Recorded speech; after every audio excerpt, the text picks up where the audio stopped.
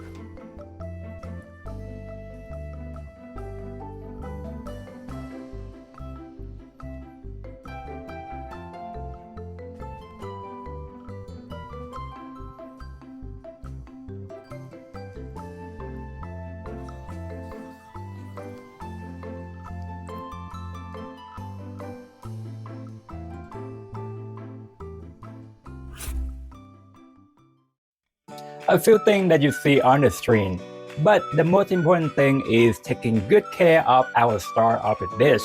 Fresh udon noodles I'm using here are pre-cooked.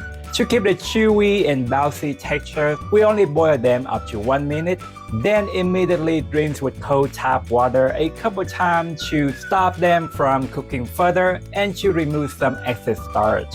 After that, they are ready for a quick stir fry. This is also a great dish for meal prepping.